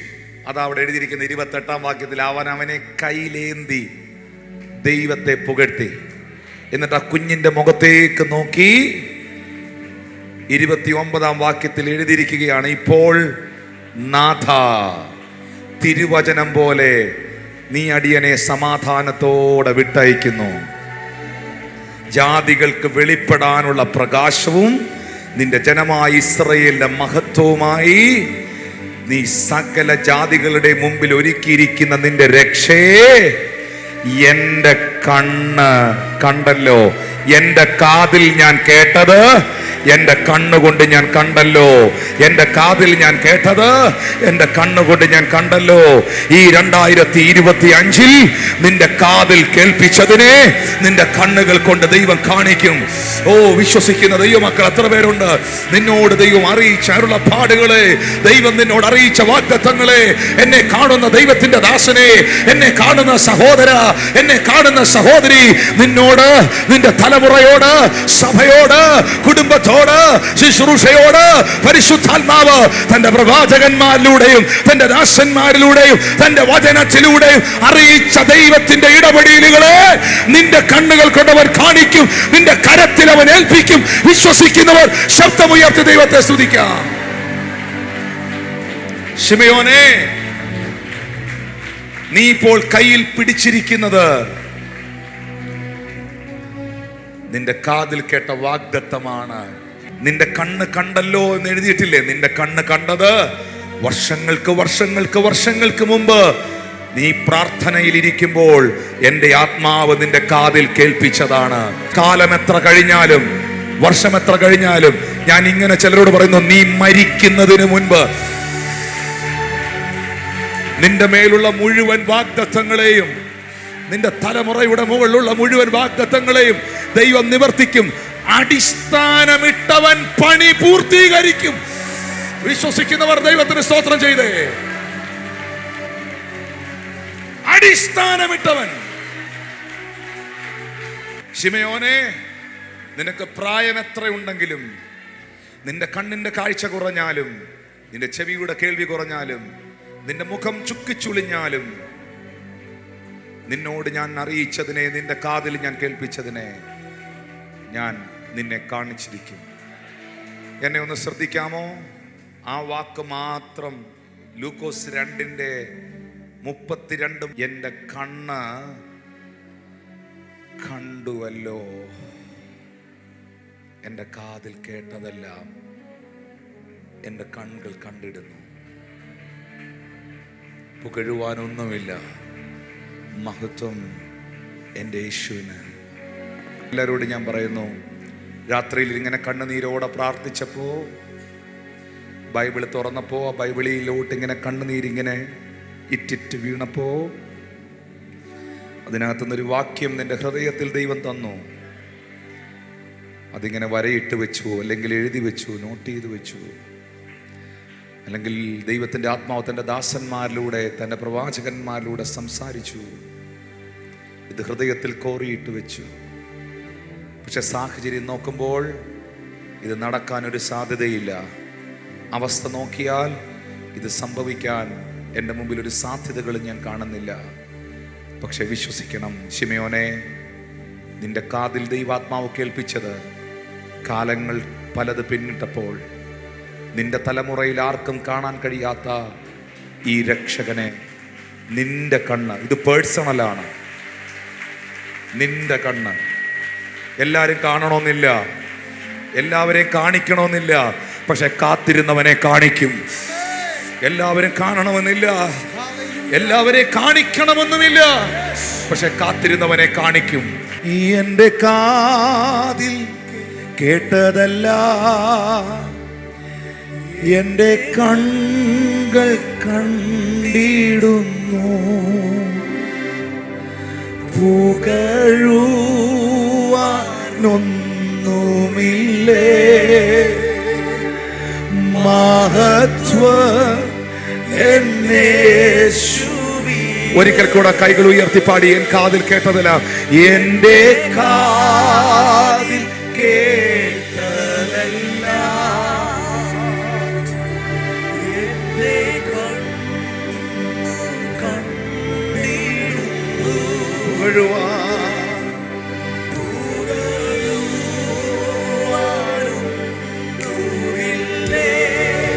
മഹത്വം, മഹത്വം, മഹത്വം.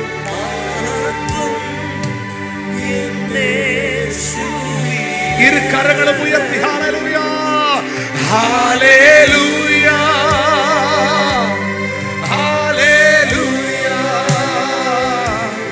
Hallelujah, hallelujah.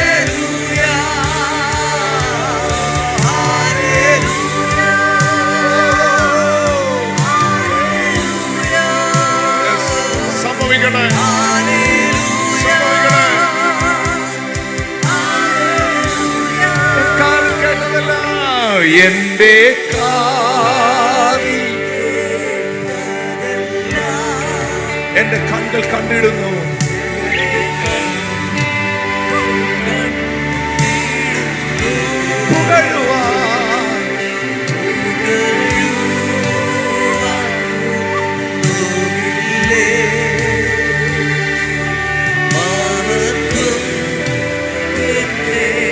വർണ്ണിച്ചിടാൻ വാക്കു പോരായേ, വർണ്ണിച്ചിടാൻ നാവു പോരായേ, വർണ്ണിച്ചിടാൻ വാക്കു പോരായേ,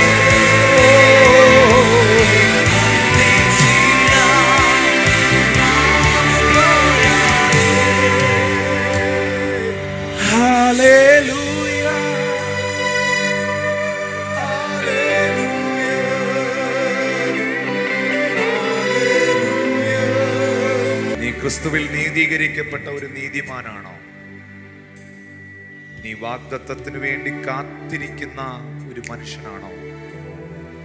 നീ ദേവാലയം വിട്ടു പിരിയാതെ ദൈവ സാന്നിധ്യത്തിന് വില കൊടുക്കുന്നവനാണോ? നീ കാത്തിരുന്നത് നിന്നെ തേടി വരാൻ പോവുകയാണ്. നീ ഇരുന്ന സ്ഥലത്ത് അത് വരും. ശിമയോൻ ഇരുന്നെടുത്ത് ആ ദേവാലയത്തിനകത്തേക്ക് അവന്റെ വാഗ്ദത്തം കയറി ചെല്ലുകയാണ്. ആത്മാവിൽ ഞാൻ പ്രവചിക്കുന്നു, നിന്റെ ഭവനത്തിനകത്തേക്ക് ചില വാഗ്ദത്തങ്ങൾ നടന്നു കയറി വരികയാണ്. ചില പ്രോമിസുകൾ നിന്റെ ജീവിതത്തെ ലക്ഷ്യമാക്കി വരികയാണ്. വർണ്ണിച്ചിടാൻ വാക്കു പോരായേ,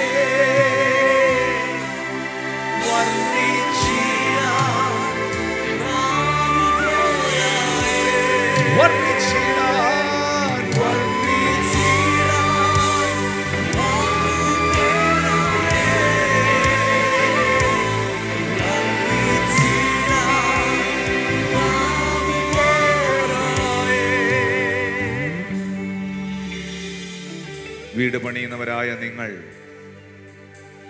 തള്ളിക്കളഞ്ഞ കല്ല് മൂലക്കല്ലായിരിക്കും. ജനിക്കുവാൻ സ്ഥലം കൊടുക്കാതെ സമൂഹം അവനെ തള്ളി. വളർന്ന ദേശത്ത് വളരുവാൻ അനുവദിക്കാതെ ജന്മദേശം യേശുവിനെ തള്ളി. യേശുവിനെ കുറിച്ച് ഒന്നാമത് സാക്ഷ്യപ്പെടുത്തിയ, അവൻ ആര് എന്ന് ലോകത്തോട് വിളംബരം ചെയ്ത യോഹന്നാനും അവനിൽ ഇടറിപ്പോയി. പിന്നെ അവൻ പന്തിരി വരെ തൻ്റെ അടുക്കൽ വിളിച്ചു. സകലവിധ വ്യാധിയും ദീനവും പൊറുപ്പിക്കുവാൻ അവർക്ക് ശക്തിയും അധികാരവും നൽകി. അതിൽ യേശു പറഞ്ഞു, ഒന്നാമൻ പത്രോസ്.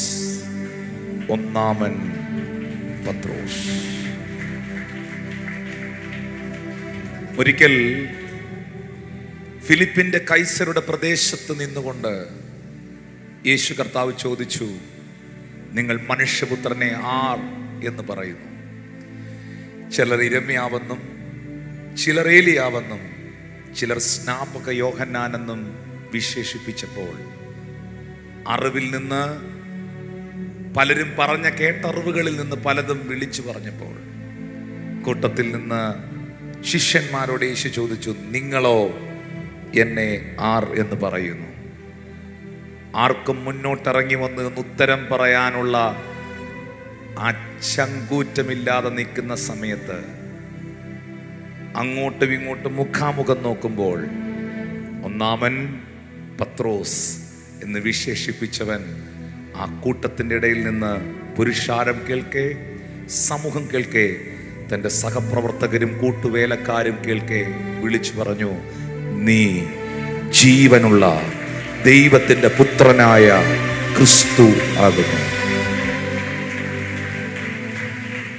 അവനെ നോക്കി യേശു പറഞ്ഞു, ബറയോന ശിമോനെ, നീ അനുഗ്രഹീതനാണ്.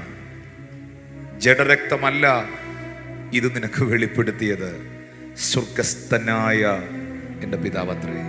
ശിഷ്യന്മാരുടെ കൂട്ടത്തിൽ പത്രോസിനെ നോക്കിയാണ് യേശു പറഞ്ഞത്, Peter you are the first. ഒന്നാമൻ പത്രോസ്. വിളിക്കകത്തുണ്ടായിരുന്നു. അത് പറഞ്ഞ് വിളിക്കകത്തുണ്ടായിരുന്നു. ഈ നമ്മളെയൊക്കെ ദൈവം വിളിച്ച വിളിക്കകത്തുള്ളതാണ് നമ്മളെല്ലാവരും അനുഭവിക്കുന്നത്. ചിലരെ അപ്പോസ്തലന്മാരായി വിളിച്ചിരിക്കുന്നു, പ്രവാചകന്മാരായി വിളിച്ചിരിക്കുന്നു, സുവിശേഷകരായി വിളിച്ചിരിക്കുന്നു, ഇടയന്മാരായി വിളിച്ചിരിക്കുന്നു, ഉപദേഷ്ടാക്കന്മാരായി വിളിച്ചിരിക്കുന്നു. ഇതെല്ലാം കോളിംഗ് ആണ്. ഓരോരുത്തരുടെ മുകളിലുള്ള കോളിംഗ് ദൈവത്തിൻ്റെ വിളിയാണ്. ഇന്നും അത് സംഭവിച്ചുകൊണ്ടേയിരിക്കുന്നു സഭയോടുള്ള ബന്ധത്തിൽ. കാരണം പരിശുദ്ധ ആത്മാവ് ഇന്നും പ്രവർത്തിക്കുന്നു. യേശു ഇന്നും ജീവിക്കുന്നു. സഭ ഇപ്പോഴും ഭൂമിയിൽ തന്നെ ഉണ്ട്, എടുക്കപ്പെട്ടിട്ടില്ല. എന്നാൽ പീറ്ററിനെ നോക്കി യേശു പറഞ്ഞു, യു ആർ ദ ഫസ്റ്റ്. നിങ്ങൾക്കറിയോ, ഈ മനുഷ്യനെ അതിനുശേഷം ഒന്നിലും ഒരു കാര്യത്തിലും ആർക്കും രണ്ടാമനാക്കാൻ പറ്റിയിട്ടില്ല. യേശു ചോദിച്ചു, നിങ്ങൾ എന്നെ ആരെന്ന് പറയുന്നു? അതിനുത്തരം പറഞ്ഞാരാ? പത്രോസ്.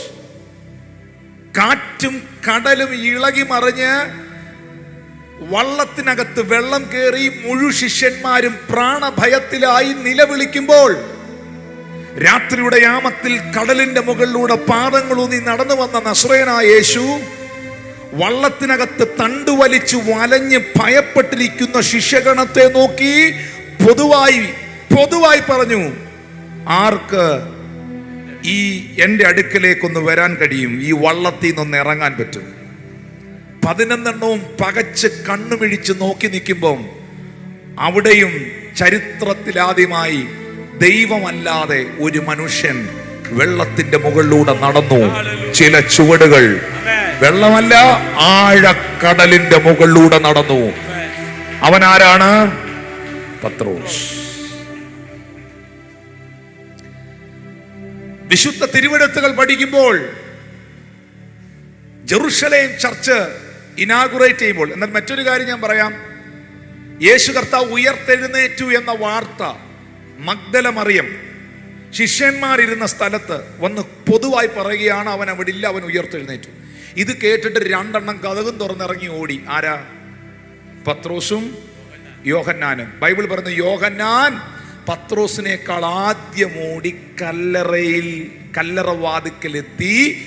അകത്ത് കടന്നില്ല താനും. എന്നാൽ അവന്റെ പിന്നാലെ എത്തിയ ശീമോൻ പത്രോസ് കല്ലറയ്ക്കകത്ത് കയറി. ഇതെല്ലാം പിടി കിട്ടിയോ? ആദ്യം ഓടി എത്തിയതാരാ? യോഹന്നാൻ അപ്പോസ്തലൻ. പക്ഷെ ആദ്യം കല്ലറയ്ക്കകത്ത് കയറിയാരാ? യോഹന്നാൻ എന്താ ചെയ്തേ? കല്ലറയ്ക്ക് പുറത്തു നിന്നു. അതിനാ പുള്ളി പുറത്തു നിന്നേ? ആദ്യം കല്ലറവാതിക്കൽ എത്തിയ ആരാ? പക്ഷെ അവിടെ എന്താ എഴുതി വെച്ചിരിക്കുന്നത്? അകത്ത് കടന്നില്ല താനൂന്ന്. 5-ാമത്തെ വാക്യത്തിൽ എഴുതിയിട്ടുണ്ട്, യോഹന്നാൻ അകത്ത് കടന്നില്ല, കയറിയില്ല. കാരണം ഒന്നാമൻ പത്രോസ് അവന്റെ മീതെയുള്ള ആളാണ്. Praise the Lord. പുള്ളി വരുന്നത് വരെ വെയിറ്റ് ചെയ്തു. അവന്റെ പിന്നാലെ ശീമോൻ പത്രോസ് വന്നു, കല്ലറയിൽ കടന്നു. പത്രോസ് കയറിയിട്ടാണ് യോഹന്നാൻ കയറിയേ. പ്രോട്ടോകോളാ. എന്റെ ചോദ്യം ഇതാണ്, പ്രിയപ്പെട്ടവരെ, ശ്രദ്ധിച്ചു കേൾക്കുന്നുണ്ടോ? യേശു ഉയർത്തെഴുന്നേറ്റതിന് ശേഷം അവന്റെ ശീലകൾ പൊതിഞ്ഞ, അരിമത്തയിലെ മന്ത്രിയായ ജോസഫും നിക്കോദിമോസും കൂടെ ചേർന്ന് ചുറ്റിയ ശീലകൾ, തുണിയിൽ പൊതിഞ്ഞ് സുഗന്ധദ്രവ്യങ്ങൾ ഇട്ട അടക്കുന്നത്. ഉയർത്തെഴുന്നേറ്റ കർത്താവും ഉയർത്തെഴുന്നേറ്റ് കഴിഞ്ഞ ഉടനെ തന്നെ കവർ ചെയ്തിരുന്ന ശീല കൃത്യമായിട്ട് വേറിട്ട് സെപ്പറേറ്റ് ആയിട്ട് ഒരിടത്ത് ചുരുട്ടി വെച്ചു. ഇത് ആദ്യം കണ്ടതാരാ? പത്രോസ്. യേശു ദൈവപുത്രനാണെന്ന് ആദ്യം പറഞ്ഞ ആരാ? പത്രോസ്. കടലിന്റെ മുകളിലൂടെ നടന്ന ആരാ? ഇനി വേദപുസ്തകത്തിൽ ആദ്യത്തെ സ്നാന ശുശ്രൂഷ 3000 ആദ്യത്തെ പ്രസംഗം നടത്തിയ ആരാ? പത്രോസ്. ആദ്യത്തെ സ്നാന ശുശ്രൂഷ നടത്തിയ ആരാ? പത്രോസ്. വേദപുസ്തകത്തിൽ മരിച്ച തബീതെ പീറ്റർ ഉയർപ്പിച്ചു. ബൈബിളിനകത്ത് ആദ്യം മരിച്ച ആളെ ഉയർപ്പിച്ച ആരാ? പത്രോസ്. കാരണം അവന്റെ മേലൊരു വിളി വീണു, ഒന്നാമൻ പത്രോസ്. യേശുവിനോട് ഈ പുള്ളി കയറി ഒരിക്കൽ പറഞ്ഞു കളഞ്ഞു, കർത്താവേ, നീ ക്രൂശിക്കപ്പെടാൻ പാടില്ല, നീ മരിക്കാൻ പാടില്ല. സങ്കടം ഉണ്ടായോണ്ട് പറയുകയാണ്, നീ മരിക്കരുത്. യേശു പെട്ടെന്ന് അവനിൽ ഒരു സാത്താനെ കണ്ടു. സാത്താനെ, മാറി നിൽക്കാൻ പറഞ്ഞു. നീ ദൈവത്തിൻ്റെതല്ല, മനുഷ്യൻ്റെതത്രേ സംസാരിക്കുന്നതെന്ന് പറഞ്ഞു. ഈ പീറ്റർ യേശുവിനോട് പറഞ്ഞറിഞ്ഞു, ഞാൻ നിന്റെ കൂടെ, നീ മരിക്കുകയാണേ നിന്റെ കൂടെ ഞാനും മരിക്കും. ഹല്ലേലൂയ. കർത്താവ് പറഞ്ഞു, നീ എന്നെ തള്ളി പറയും. നീ തള്ളി പറയുമ്പം അതിനൊരു അടയാളമായിട്ട് കോഴി കൂവും. പുള്ളിക്ക് ഇതങ്ങോട്ട് ഉൾക്കൊള്ളാനും പറ്റിയില്ല, ഏറ്റെടുക്കാനും പറ്റിയില്ല. നെഗറ്റീവ് ദൂതിനെ ക്യാൻസൽ ചെയ്തെന്ന് പറഞ്ഞു. കൃത്യമായി യേശുവിനെ ഗത്സമന തോട്ടത്തിൽ പട്ടാളക്കാർ പിടിക്കാൻ വന്നപ്പോൾ നിങ്ങളൊരു കാര്യം മനസ്സിലാക്കണം, അവിടെയും ഈ പുള്ളിയെ പിശാച് കയ്യിലെടുത്തായിരുന്നു. ആരെ? പത്രോസിനെ. പുള്ളി എന്നാ ചെയ്തേ? പുള്ളി വാളെടുത്ത് ഊരി യേശുവിനെ പിടിക്കാൻ വന്ന ഓഫീസറിൻ്റെ, ഉദ്യോഗസ്ഥൻ്റെ ചെവി വെട്ടിയതല്ല. യോഹന്നാൻ 18:10 ശീമോൻ പത്രോസ് തനിക്കുള്ള വാളൂരി മഹാപുരോഹിതന്റെ ദാസനെ വെട്ടി അവൻ്റെ വലത് കാത് അറത്ത് കളഞ്ഞു. മൽക്കോസ് എന്ന പേരുള്ള ഒരുത്തൻ്റെ കഴുത്തെ വെട്ടിയതാ. മൽക്കോസ് എന്ത് ചെയ്തു? തല വെട്ടിച്ചു. വെട്ടിച്ചപ്പം വാളെവിടെ കൊണ്ടു? ചെവിയെ കൊണ്ടു. ചെവി അങ്ങ് തറയെ വീണു. ഈ പോലീസുകാരും പട്ടാളക്കാരും എല്ലാം നിൽക്കുക ആ ഗത്സമന തോട്ടത്തിൽ. ഇനി സെക്കൻഡ് കൊണ്ട് യേശു അത് കണ്ടു. ഉടനെ യേശു പത്രോസിനോട് അവിടെ തിരിഞ്ഞെന്ന് പറയാണ്, വാൾ ഉറയിലിടുക, പിതാവ് എനിക്ക് തന്ന പാനപാത്രം ഞാൻ കുടിക്കേണ്ടതല്ലയോ? എന്നിട്ട് എന്ത് ചെയ്തെന്നറിയാമോ? ആ ചെവി എടുത്ത് ചെവി അറിയാതെ കർത്താവ് അങ്ങ് ഫിറ്റ് ചെയ്ത് കൊടുത്തു. എന്റെ ചോദ്യം, എന്തിനാ അത് ചെയ്തേ? അവസാനം ഒരു അത്ഭുതവും കൂടെ ചെയ്തിട്ട് ക്രൂശി മരിക്കാൻ പോയാണോ? അല്ല. ആ ചെവി, ആ പോലീസുകാരൻ്റെ ചെവി, അല്ലെങ്കിൽ ആ മഹാപുരോഹിതന്റെ ദാസന്റെ ചെവി ഇതെടുത്ത് സെറ്റ് ചെയ്ത് കൊടുത്തില്ലെങ്കിൽ അടുത്ത ദിവസത്തെ കോടതി വിധി എന്തോ വരുന്നതെന്നറിയോ? പ്രവചനത്തിൽ കിടക്കുന്നത് അവൻ നീതിമാനാണെന്ന, ഇവനൊരു നീതിമാനായിരുന്നു എന്നാണ് പറയേണ്ടത്. പക്ഷേ ഈ ചെവി കർത്താവ് എടുത്ത് സൗഖ്യമാക്കി ചെവി അറിയാതെ പിടിപ്പിച്ചില്ലായിരുന്നെങ്കിൽ അടുത്ത ദിവസത്തെ കോടതി വരുന്നത് ഇവൻ ക്രിമിനലാണ്. ഇവനും ഇവന്റെ ഗുണ്ടകളും കൂടെ ചേർന്ന് ഉദ്യോഗസ്ഥനെ, ജോലിക്ക് നിന്ന ഉദ്യോഗസ്ഥനെ, പോലീസുകാരനെ വെട്ടിയവനാണ് ഇവൻ. കേസ് മാറിയോ? ക്ലോസ് മാറിയോ? പോലീസ് വെട്ടിയവനും വെട്ടാൻ കൂട്ടു നിന്നവനും ഒരുപോലാണോ? ഇവൻ പറഞ്ഞിട്ട് ഇവന്റെ ഗുണ്ട ഇവനെ അറസ്റ്റ് ചെയ്യാൻ വന്ന പോലീസുകാരനെ വെട്ടി. ഇതാണ് കേസ് വരാൻ പോകുന്നത്. തെളിവ് പോലും ഇല്ലാതെ, ചെവി അറിയാതെ, പ്രവചനത്തിന്റെ നിവർത്തീകരണത്തിനായി വേറെ ഒരുത്തൻ കാണിച്ച കുഴപ്പത്തിന് ചിലപ്പോൾ നമ്മളെ ആളുകൾ വിരൽ ചൂണ്ടാൻ സാധ്യതയുണ്ട്. അവിടെ പോലും നമ്മുടെ കർത്താവ് നമ്മളിൽ ദൈവിക പദ്ധതി ഉണ്ടെങ്കിൽ നമ്മളെ രക്ഷിക്കുന്നവനാണ്. പ്രിയപ്പെട്ടവരെ, ഇതേ പത്രോസ് യേശുവിൻ്റെ കൂടെ മരിച്ചു കളയൂ എന്ന് പറഞ്ഞ പത്രോസ്, വാളെടുത്ത് പടയാളിയുടെ കാത് വെട്ടിയ പത്രോസ് യേശുവിനെ ഒന്നാമത് തള്ളി പറഞ്ഞു. ലൂക്കോസ് വിശേഷം 22-ാം അധ്യായത്തിന്റെ 61-ാം വാക്യം. അപ്പോൾ കർത്താവ് തിരിഞ്ഞ് പത്രോസിനെ ഒന്ന് നോക്കി, ഇന്ന് കോഴി കൂവും മുമ്പേ 3 വട്ടം എന്നെ തള്ളിപ്പറയും എന്ന് കർത്താവ് തന്നോട് പറഞ്ഞ വാക്ക് പത്രോസ് ഓർത്തു. 54 മുതൽ നോക്കിയേ പത്രോസ് എന്ത് ചെയ്തു? അവനെ പിടിച്ച് മഹാപുരോഹിതന്റെ വീട്ടിൽ കൊണ്ടുപോയി. പത്രോസും അകലം വിട്ട് പിൻചെന്നു. അവർ നടുമുറ്റത്തിന്റെ മധ്യേ തീ കത്തിച്ചു ഒന്നിച്ചിരുന്നപ്പോൾ പത്രോസും അവരുടെ ഇടയിൽ ഇരുന്നു. അവൻ തീവട്ടത്തിനരികെ ഇരിക്കുന്നത് ഒരു ബാല്യക്കാരത്തി കണ്ടു. അവനെ ഉറ്റുനോക്കി, ഇവനും അവനോട് കൂടെ ആയിരുന്നു എന്ന് പറഞ്ഞു. അവനോ, സ്ത്രീയെ, ഞാൻ അവനെ അറിയുന്നില്ല എന്ന് തള്ളി പറഞ്ഞു. 57-ാമത്തെ വാക്യത്തിൽ എഴുതിയിട്ടുണ്ട്, തള്ളി പറഞ്ഞു, തള്ളിക്കളഞ്ഞു. തള്ളിപ്പറഞ്ഞു എന്ന് പറയുന്നത് തള്ളിക്കളയുന്നതിന് തുല്യമാണ്. ഞാൻ നിന്റെ കൂടെ മരിച്ചു കളയും എന്ന് പറഞ്ഞ് പത്രോസും യേശുവിനെ തള്ളി പറഞ്ഞു. അപ്പൊ ഒന്ന് കൗണ്ട് ചെയ്തേ. ജനിക്കാൻ അനുവദിക്കാതെ സമൂഹം തള്ളി, വളരാൻ അനുവദിക്കാതെ ജന്മദേശം തള്ളി, ഒന്നാമത് സാക്ഷ്യം പറഞ്ഞ സ്നാപക യോഹന്നാൻ തള്ളി, കൂടെ മരിച്ചു കളയുമെന്ന് വാക്ക് പറഞ്ഞ പത്രോസ് തള്ളി. ഇതിനകത്തെല്ലാം ഏറ്റവും വലിയ, ഏറ്റവും ഹാർട്ട് ടച്ചിങ് ആയ ഒരു വാക്യമുണ്ട്. വീട് പണിയുന്നവരായ നിങ്ങൾ തള്ളിക്കളഞ്ഞ കല്ല് മൂലക്കല്ലായി തീർന്നിരിക്കുന്നു. ഏറ്റവും ഹാർട്ട് ടച്ചിങ് ആയ ഒരു വാക്യമുണ്ട്, അത് വായിപ്പിക്കട്ടെ. അതാണ് ഈ മെസ്സേജിന്റെ ഏറ്റവും ഒടുവിലത്തെ വാക്യം എന്നതുപോലെ മത്തായി സുവിശേഷം 27-ാം അധ്യായം 45-46 വാക്യങ്ങൾ. പ്രാർത്ഥനയോടെ ഈ വാക്യം ശ്രദ്ധിക്കണം. 6-ാം മണി നേരം മുതൽ 9-ാം മണി നേരം വരെ ദേശത്തെല്ലാം ഇരുട്ടുണ്ടായി. ഓ താങ്ക് യു ജീസസ്. ഒരു വേദ പണ്ഡിതൻ തൻ്റെ പുസ്തകത്തിനകത്ത് എഴുതിയിരിക്കുകയാണ്, തൻ്റെ പുത്രനെ നഗ്നനായി ക്രൂശിച്ചിരിക്കുമ്പോൾ ലോകം അവൻ്റെ വേദന കാണാതിരിക്കാൻ, ലോകം അവനെ പിന്നെയും നിന്ദിക്കാതിരിക്കാൻ, ആ പുസ്തകത്തിൽ എഴുതിയിരിക്കുന്ന പറയുന്നത്, ലോകം അവനെ വീണ്ടും നിന്ദിക്കാതിരിക്കാൻ, വീണ്ടും അവൻ്റെ നഗ്നത കണ്ടും അവൻ്റെ രക്തം ഒഴുകുന്നത് കണ്ടും അവൻ പിടയുന്നത് കണ്ടും ശത്രു സന്തോഷിക്കാതിരിക്കാൻ കർത്താവ് ദേശത്ത് മുഴുവൻ ഇരുട്ടാക്കി കളഞ്ഞു.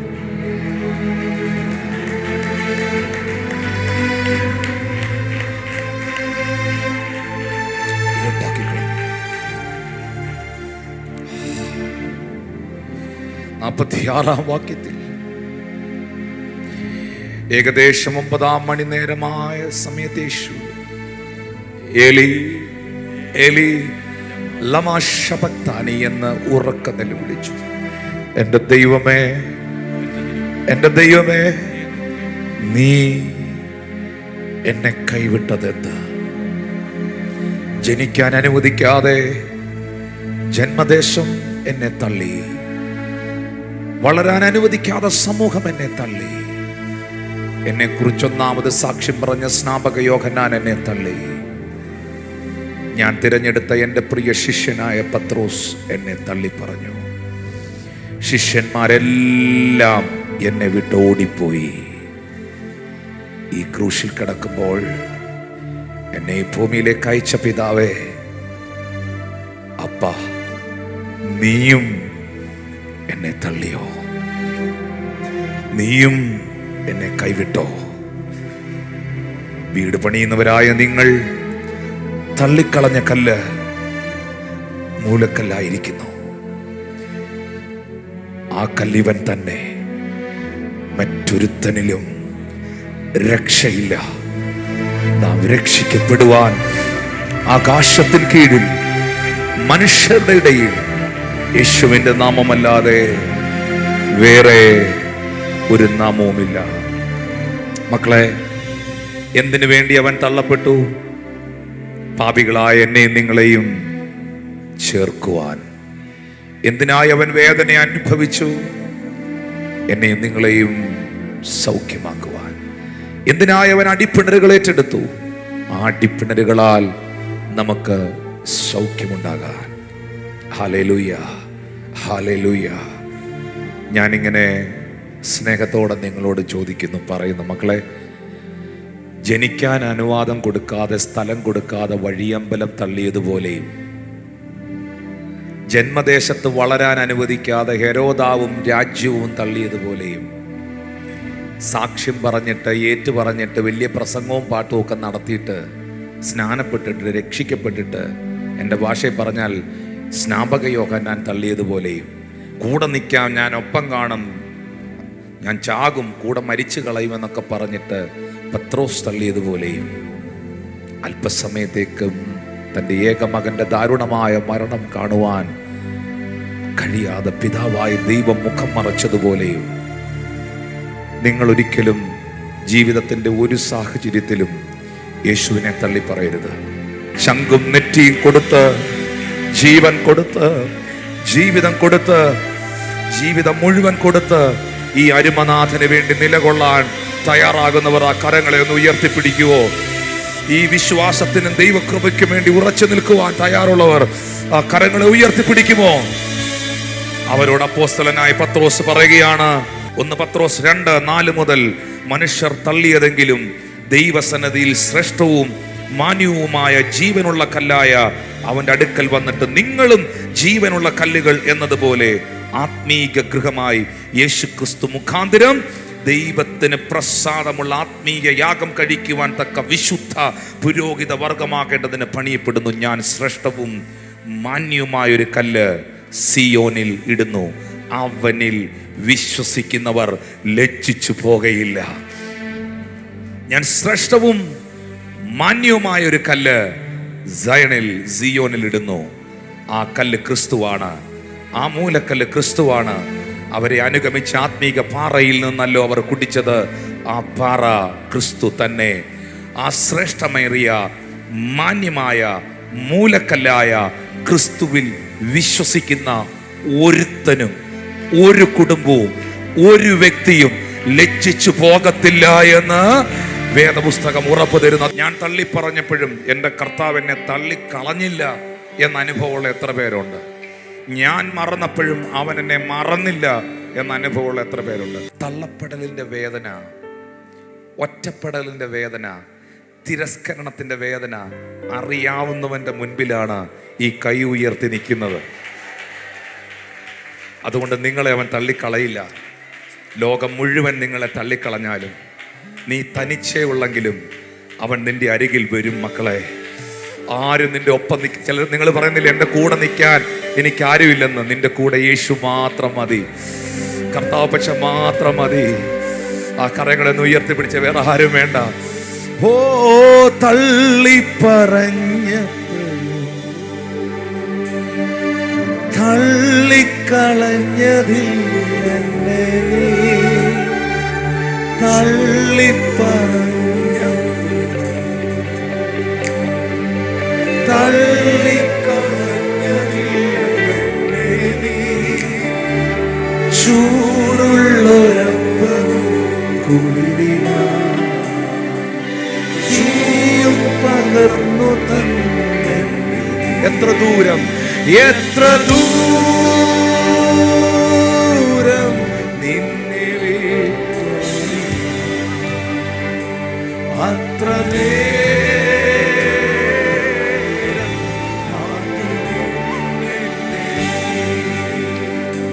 ഓ ക്രൂശിൽ കിടന്നപ്പോഴും കാരിരും വാണിയല്ല വേദന, ക്രൂശിൽ കിടന്നപ്പോഴും കാരിരും വാണിയല്ല വേദന, നാശത്തിലായൊരൻ രക്ഷയ്ക്കായി ആശിച്ചതല്ലയോ ആരോധനം. എത്ര ദൂരം, എത്ര ദൂരം നിന്നെ വിട്ടോടി, അത്ര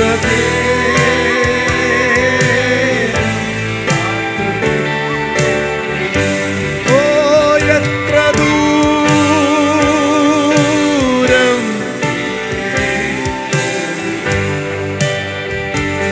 അത്ര